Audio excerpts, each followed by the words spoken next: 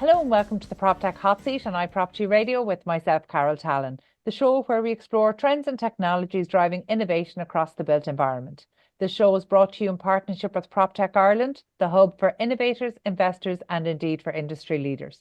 Today, I'm delighted to be joined by returning guest, Ed Burke, Proptech Founder and indeed long-time Proptech advocate. Ed, it's great to chat to you again. It's been a long time. How are you keeping? Great, thanks, Carol. Thanks a million Um, for having me today. Always. Ed, I always enjoy catching up with you because you always have a fresh perspective on what's going on in the PropTech, across the PropTech ecosystem. But more importantly, you always have a good view of what's happening internationally as well in terms of trends. And I know today, as we're speaking, you're not long back from PropTech Vienna. So a conference that took place earlier this month that was really focused on digital real estate essentially. So you might just tell us a little bit about what was happening at Proptech Vienna, who was there, what were the key trends emerging? Yeah, thanks very much, Carol.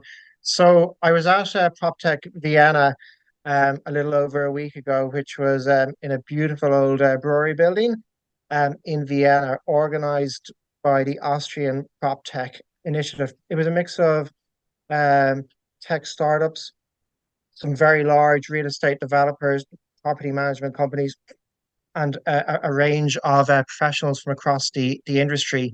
I found it really interesting. Lots of different topics were discussed. I suppose probably the three main ones that pop to mind would be um, AI and how that's going to help drive change and innovation in the real estate sector. There was a very interesting discussion about experiential real estate, and of course, sustainability, unsurprisingly, was a huge topic and related to that, how collecting the data, uh, the building operational data is really important there. It's great to hear. We haven't attended PropTech Vienna, and we do try to get to as many of the international PropTech conferences as possible. It just isn't always possible to make them all. But actually, in my experience, some of them tend to do better in attracting startups. Some do better in attracting the industry. I've yet to find a conference that gets a really good balance of innovators and buying industry. And you need both because otherwise, what you Absolutely. end up is lots of startups with great ideas who maybe don't have the runway to realize on their to realize their potential and actually to deliver what they set out to deliver. So you need that early industry buy-in, but that can be challenging because sometimes the industry isn't that good at understanding what its problems are.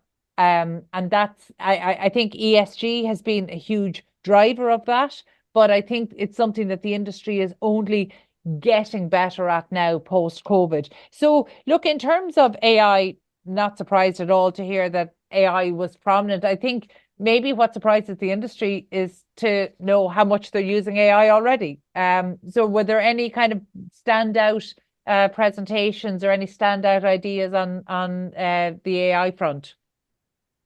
Yeah, I mean, like right now we've got the proliferation of AI chatbots, and that can drive value in terms of customer service.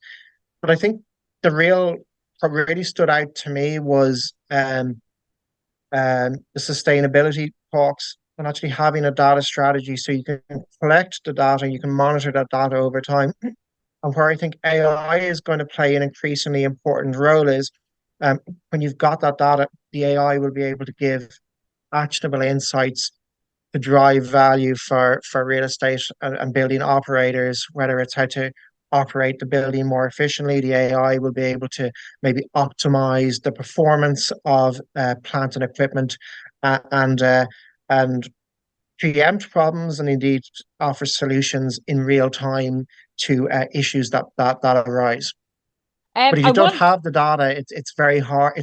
yeah. It's you're not going to be able to derive the value from AI in the future that you will be. So I think it's really important that building operators actually have a data strategy now or put one in place? How are they going to collect all that data and centralize that data for future Um, use and present use? Ed, I'm delighted to hear you talk about that because, excuse me, it seems that every week I interview founders in the Proptech Hot Seat, and most of them are deploying solutions that involve collecting, collating data, and actually trying to drive actionable insights. But there are so many doing it in across with different priorities, a different focus. That means within the same building, you could have a number of providers who are all serving, they're all solving a problem, they're all serving a function, they're all collecting data, and then the portfolio owner, the building owner or manager is left with all of this data, maybe not understanding the priority, not understanding where each fits. And I think how we've seen that be managed in across real estate right now is what is regulated is what's prioritized. So ESG has been a huge driver in terms of sustainability. Absolutely. And we've seen that by maybe the S, the E, the environmental piece has really tightened up over the last number of years, but actually maybe on the social side, things are maybe a little underserved at the moment, and we don't quite know what good looks like when we're trying to achieve that across real estate portfolios. Whereas actually, thanks to environmental drivers, we now know what good building performance looks like. We now know what it should look like, but the collecting of the data is still quite challenged in terms of again, too much data can be a problem. But one of the conversations you and I had before we started recording is you were telling me about one particular panelist that I thought was really interesting. And you might just share maybe some of the challenges that we think are unique to Ireland. Of course, they're not unique to Ireland at all. So the challenges that portfolio owners have in understanding not just how their building is performing, but maybe how the tenants are experiencing that building. Yeah, so absolutely. I suppose just one little anecdote that I remember. One of the leading asset managers in Austria was there, and they also have buildings in Hungary. And I found it very interesting how they have more data from the tenants in the buildings in Hungary, and therefore a better idea of how the building is operating from a sustainability perspective than the buildings in Austria. And he was suggesting that that's actually a regulatory issue. That there's almost too much regulation in his view, and which is making it actually very difficult to get the tenant data in Austria. So I think there's ways to mitigate that. I mean, there's one is deregulation, but I think an obvious one is incentivizing tenants when you start working with them, so you can collect the data. Maybe that's through a tenant app. So that's one thing. Then just to move on to the experiential real estate, there was a really interesting talk about experiential real estate and how I think innovation and AI is going to be super important. It's going to drive value.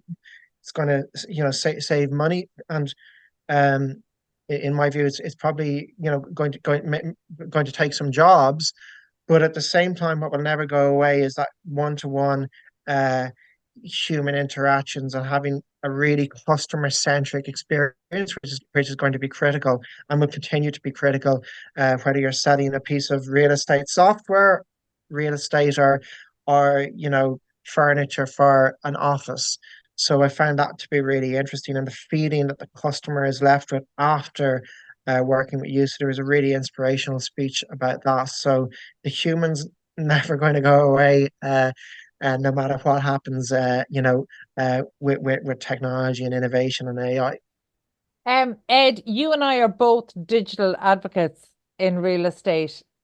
But I think maybe where we differ is I think digital can help create that sense of experience and what you refer to as the human touch. Do you then not believe that we can achieve that level of what we call really human centric, where we've had that experience. Do you think that's not possible through digital?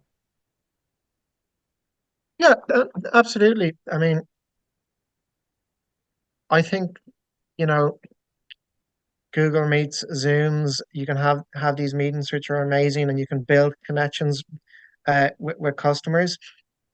We're going to have these avatars as well, and it's going to, I suppose, facilitate meetings. But I think it's really important as well. You can't beat the real life one-to-one interactions. Um, so I don't think that's going away. But technology can help facilitate that and help connect people, and can add value as well.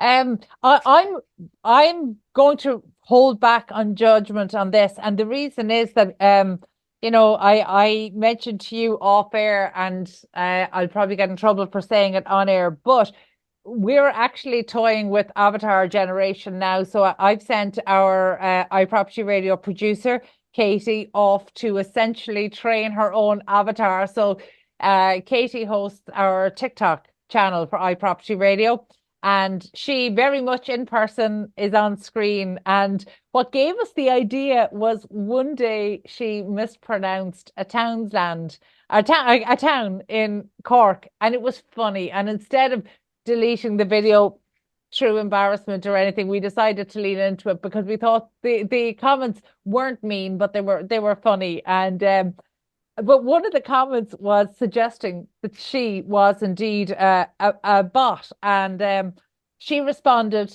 in typical TikTok fashion. She responded on TikTok by saying, "No, if I were computer generated, I'd have better hair," which is very unfair because she has lovely hair. But it actually gave us the idea that actually we could be using an avatar of Katie to do this as opposed to Katie in person doing this.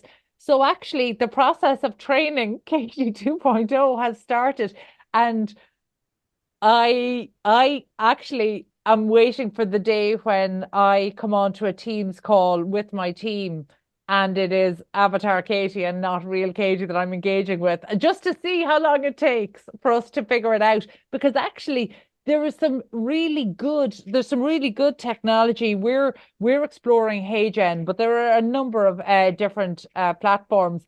And the biggest telltale we've seen is like the words, the mouth movements and linking up to words that you script. That's really convincing. That's come along a huge way in the last number of years.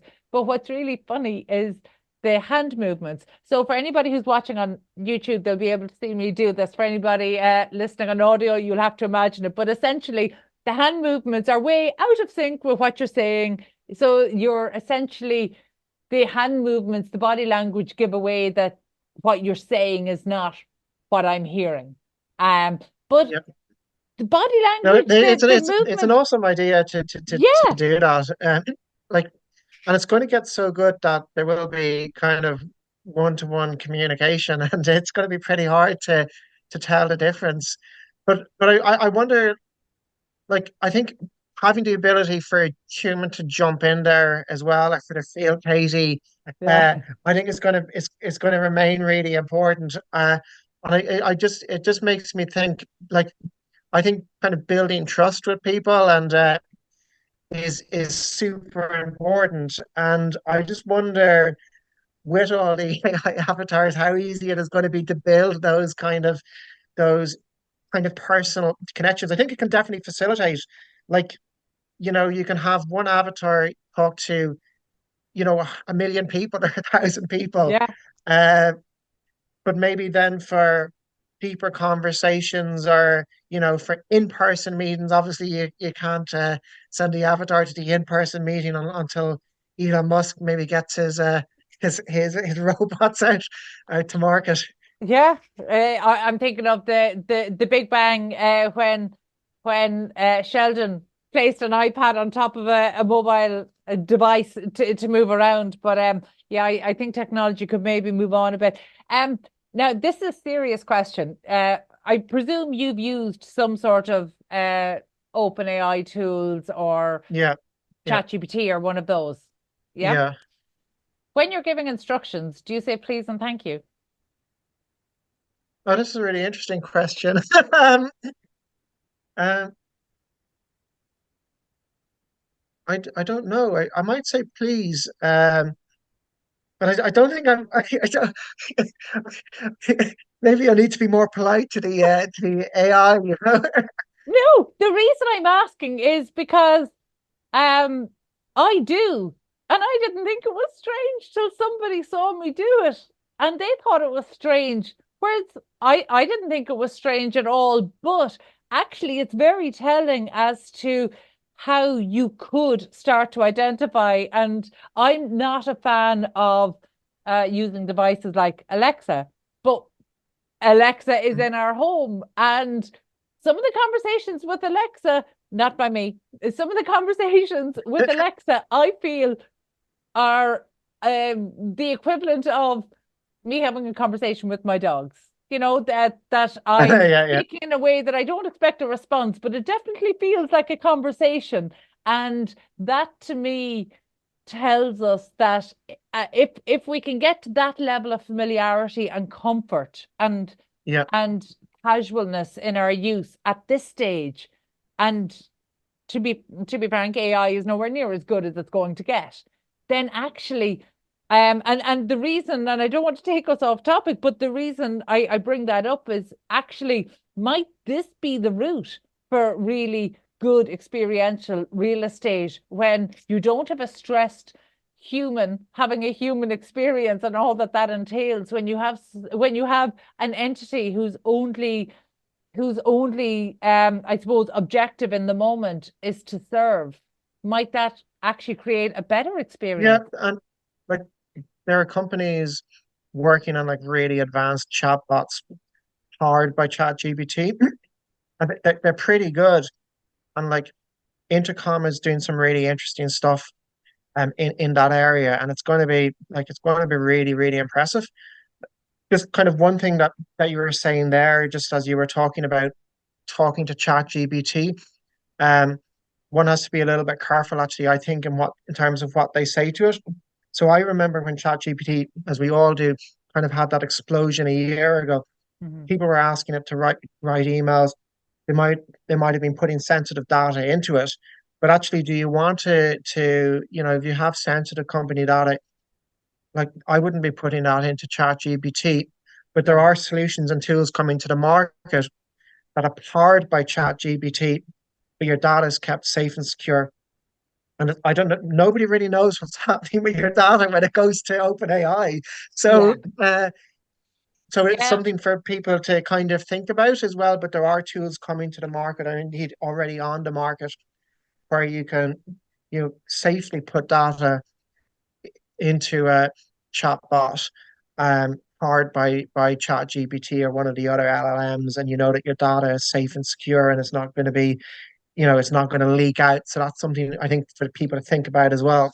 Yeah, and look, I'm actually really glad that you brought that up because it's something that we're very aware of. And I think when ChatGPT kind of burst on the scene, it was a bit of a showmanship. It was a Yeah, hey, look what we can do. But actually what we discovered quite quickly is that it's definitely got a hallmark. So I'm in the business of writing. Part of our like a lot of my day job is writing, and that means I also do a certain amount of editing. And like I know at a glance, I don't even need to read it. I know at a glance if something has been generated by ChatGPT. You know, 100%. there Yeah. there are hallmarks, and I see it on social media all the time. I think that if you look at LinkedIn or any other social media, you can absolutely see the stuff that's been generated because it looks like all of the rest of them with the same emojis in the same tone, Yeah. in the Yeah. same Yeah. style. So there's definitely a telltale. Like there's a hallmark to it. So I don't think, I don't think that particular application is anywhere close to what its Yeah. capability is. I In mean, it's fact, definitely very going to weak. get a lot better, but Yeah, absolutely, like I'd be a little bit cautious about ChatGPT, like writing my LinkedIn posts or whatever it yeah, may be, because you can tell 100%. You can tell. So, and that can actually have the opposite effect that you want. You're trying to create connections with people and connect, and it's kind of obviously that it's chat Yeah. GPT. It's just doesn't have that authenticity. Do you know, I'm so glad you said that because when I say it, it sounds like turkeys now wanting to vote for Christmas. But actually, I do believe it's very obvious. And you're right. And do you know, the funny thing is, actually, we manage social media accounts for some of the biggest real estate and construction brands in Ireland. But we never, never, never manage profiles. And for that very reason, we haven't done it ever and we never will, for the very reason that a company has a personality, and we love Yeah, working with companies and helping to pull out that personality and then share it with the community. But we never manage LinkedIn profiles because they're human. So actually the yeah, yeah, human has to do that. So if you yeah, don't want to do it, then don't do it. But yeah. you definitely shouldn't be hiring a company to do it because it's that lack of authenticity. So I say it all the Yeah, because time, but it's a bit I bland and would. it can actually lose the personality. Mm, Like, who knows, maybe ChatGPT 10 or whatever can analyze all the company's interactions and maybe replicate that personality. But right now it's a million miles away. Like yeah, and it's so obvious. And it takes so long to build a brand personality yeah. that you don't want to ruin it by having your company's LinkedIn page run by ChatGPT. Well, do you know, I suppose the other side of that is actually maybe as we evolve, people will start to, in the same way that we have to build trust in a brand that's not a human, Yeah, maybe we will trust the avatar of that brand. And when Katie 2.0 comes out, we'll test that for you and see. But I again, I'm going to hold back judgment because I see how culture changes, I see how humans change, and I see yeah, how no, quickly like we adapt to things that are it's convenient. yeah. I mean, it's here to stay. Like AI is like it's absolutely revolutionary, and it's going to get a lot better. But it's also you have to be cautious as well about like quick fixes Yeah. right now that could actually be more damaging. It's very easy, like to you know, lots of AI tools are being spun up, almost overnight, and they might not be so great. But I think that's almost normal with a new technology. Like often, like there's kind of a rush to market, to get out there as quickly as possible. Whereas I think the more deeply integrated AI into that is deeply integrated by companies and that has been isn't kind of this light wrapper that these AI Yeah. wrappers they have. I think Yeah. that's going to be adding more value. You know, it's interesting when I speak to people about this, there's a big difference between, I like to think of particularly generative AI. I like to think of it almost as the calculator. You absolutely hope your accountant is using a calculator to do your end of year accounts, but you Yeah, also know that the yeah, calculator is only as good as the data that goes into it.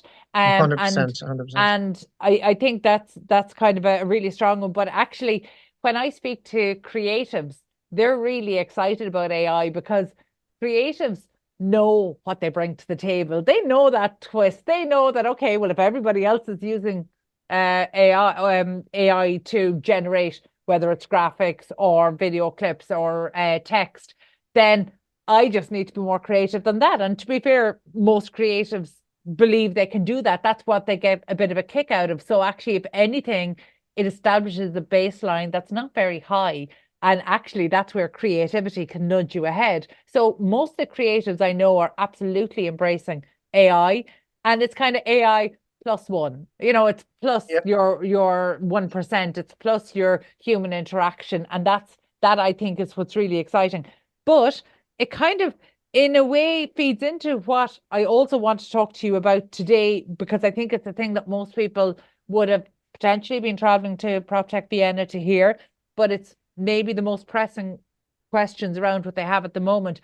You touched on sustainability being a key theme of the conference in Vienna, as it has been for every real estate and separately Proptech and separately construction conference over the past number of years. Um, I'm interested because you've worked in this space for a number of years. I'm interested to know from your perspective, looking at and speaking to portfolio owners, how how where are we in terms of adoption of the right technologies to understand how our buildings are performing? Yeah, I think people are collecting data, but there's lots of data out there. I think, as you were saying earlier on, um, in different systems, it'd be very hard to interpret that data. So what I think is going to happen is it's that data needs to be centralized in one system where you can see you're going to have actionable insights. You can see the building operational data, the energy data, all in one platform. Um, and I think what building owners need to do is they need to put in place a data strategy to ensure that they're collecting the data, they're monitoring the data, because you can't measure what you're not monitoring, and and ultimately that data is going to drive additional value for the building. So you'll have the historical data for that building, which will drive additional capital values as well.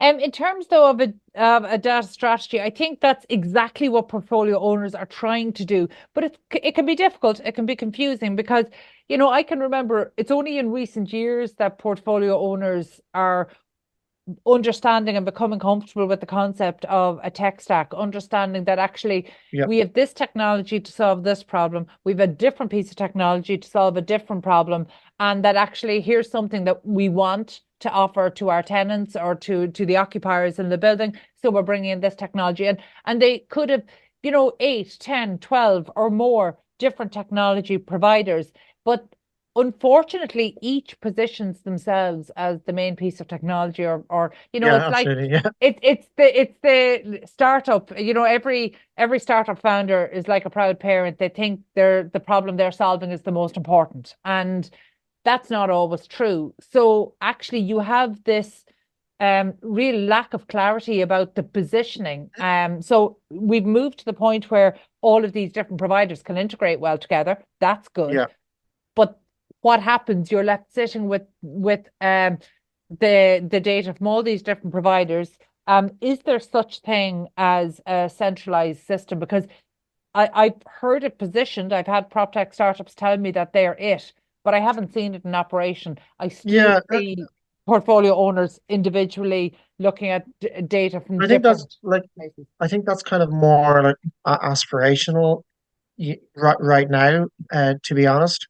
But there definitely are like top tech providers out there that are positioning themselves as that, and want to get there in the future.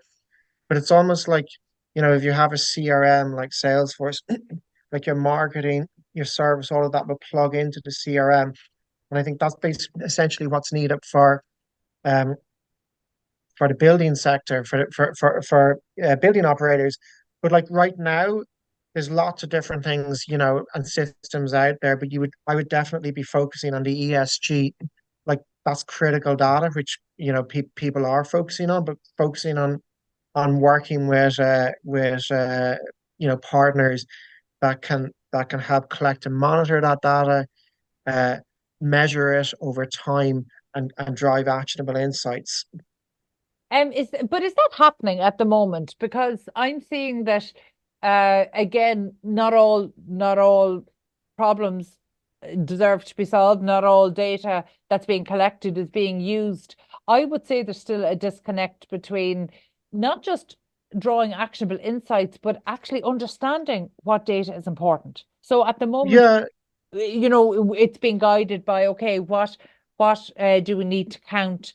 What do we need to record yeah, from a regulatory point of view? But in terms of getting us to a place of best practice, because in terms of our global as well as Irish 2050 targets, it's difficult to see how we'll make them when we're falling so far short of our 2030 targets. yeah, Um, so do we even agree across the industry as to what's important from a sustainability metric? yeah. I mean, there's a lot of, I mean, I suppose maybe confusion um, not knowing what particular tool to go with.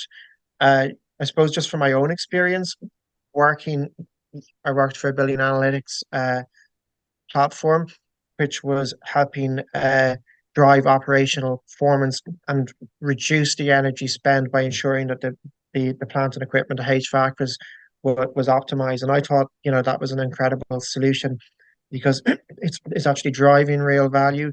It's helping the buildings run more efficiently. It's prolonging the lifespan of plant and equipment.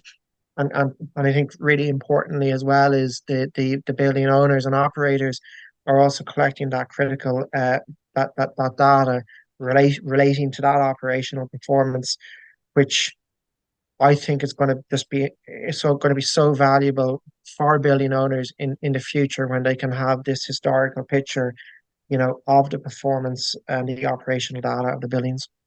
And do you think there's a difference? And I know we need to wrap up shortly, but I suppose just again, given your perspective on the Irish market, but also having worked with international companies or having a perspective internationally, is there a difference with how maybe portfolio owners and building owners in Ireland approach this? Because the scale is smaller. So, for example, if you were looking at a very large portfolio, you would need to take a different approach. So, in Ireland, has our approach evolved to anything close to best practice on an international stage? Yeah, so when I was working in this sector was a couple of years ago, uh, Carol, the solution, yeah, it was quite compelling, I think, to the Irish operators. Like internationally, you might have a company that you could have 50, 100, 300 buildings, and absolutely maybe those players, more generally speaking, might have been some of the earlier adopters for these types of technologies. But just from my own experience, like I, there's some really innovative and forward-looking property owners and entrepreneurs, in Ireland, who are really on top of this stuff. It might have been 2, 3 years ago when I was doing this in an Irish context. So yeah, I think it it is it was certainly attractive back then, but I think now, I mean, it's even more attractive that or critical that building operators and owners, even in smaller buildings in Ireland, um, really have their finger on the pulse of the operational performance of their buildings, the performance of the HVAC, the plant and equipment. So yeah, all of that's really important. But yeah, maybe some of the early leaders in this space might have come from some of the larger international players.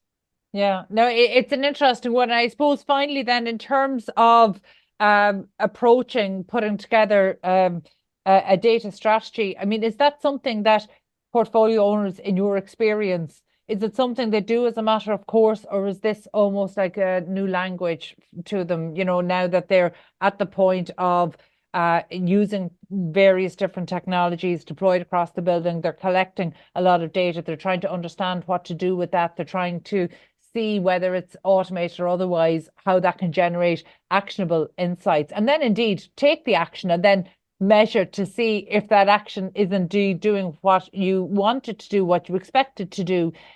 Is this being approached in any sort of a strategic way? I mean, data strategies, are they something that portfolio owners have, or is this Yeah, almost like it a new depends. language? Yeah, I think like what you find is like facilities operators and managers, they're incredibly busy people, and they absolutely want this. They want access to solutions that will make their jobs and their lives easier. And that's something that I noticed was really, really relevant. But it's also up to, I think, the C-level, um, in these property management companies to put in place that data strategy. Some of them do it, some of them don't do it. But I think it's becoming more and more apparent now that, it's really important to do this. So some property management companies now have like heads of innovation and roles like that might not have existed before. Sometimes it's the heads of sustainability that that will kind of take on the I suppose the data or the tech challenge. Yeah, no, But yeah, I mean it's it's interesting to really see it important to evolve. focus on it. Yeah, yeah, Yeah. Yeah, I suppose you and I probably both remember when people went from being facilities managers to sustainability managers, and the titles changed oh yeah, overnight. I suppose it's something that across the industry we maybe joked about at the time, but I think there was a real signal of intent there. And what we've seen is that as long as those roles are accompanied with resources, yeah, then actually people have grown into those, which is quite exciting. And maybe that's something we'll see around the data handling yeah, side of yeah. things as That's well. absolutely, Okay. absolutely.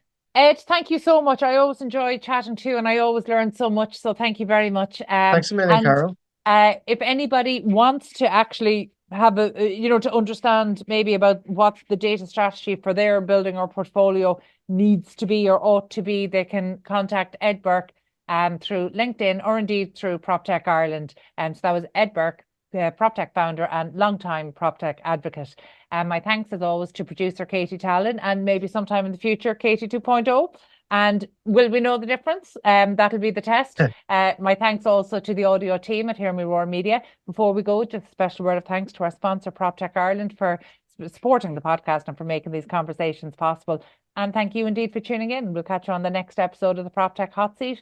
In the meantime, please be sure to check out all of the other Irish and international real estate and construction shows here on iPropertyRadio.com. 3,